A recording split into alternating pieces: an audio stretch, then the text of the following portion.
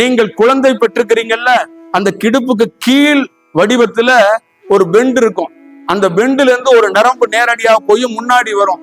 அந்த நரம்புல இயற்கையாக ஒரு மனிதன் கருவில் இருக்கும் போது முடிச்சு போடப்படும். அப்படி முடிச்சு போட்டால் அவன் சன்னியாசி. காவி வேட்டி கட்டி உத்தராட்சம் வச்சு துறவரம் மேற்கொண்டு குருவிடம் ஆசீர்வாதம் வாங்கினா சன்னியாசி கிடையாது.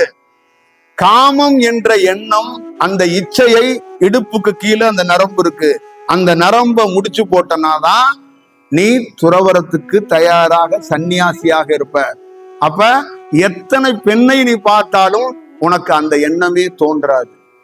எத்தனை ரம்பைகள் வந்தாலும், எத்தனை ஊர்வசி வந்து ஆடினாலும் உனக்கு ஒன்றும் தோன்றாது. இதுதான் செயல் வடிவம். நூற்றுக்கணக்கான இந்தியாவில் லட்சக்கணக்கான ஆசிரமங்கள் இருக்கு, அங்க முடிச்சு போட்டிருக்கான்னா இல்லை.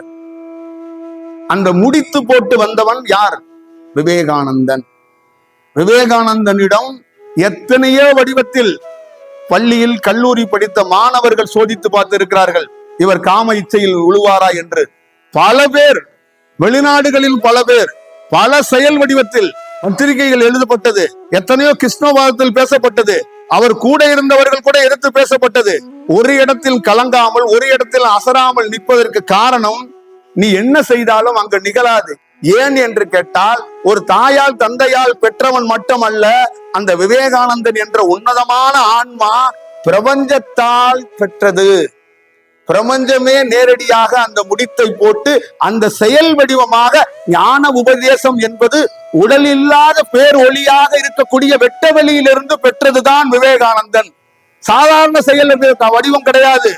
ஏதோ கொல்கத்தாவில் காலி பக்கத்தில் உழுந்து கொண்டு தேங்காய் முடியை தின்று கொண்டு ஞானம் அடைந்து விட்டு சந்நியாச பரம்பரையில் இந்தியாவில் சுற்றி தெரிகிறோம் என்ற அந்த கூட்டத்தில் இருப்பவன் விவேகானந்தர் அல்ல. சப்தரிஷிகளில் 7 பேரில் ஒரு மூத்தவன், மிக நுட்பமான ஒரு செயல் வடிவம் கொண்டவன் விவேகானந்தன்.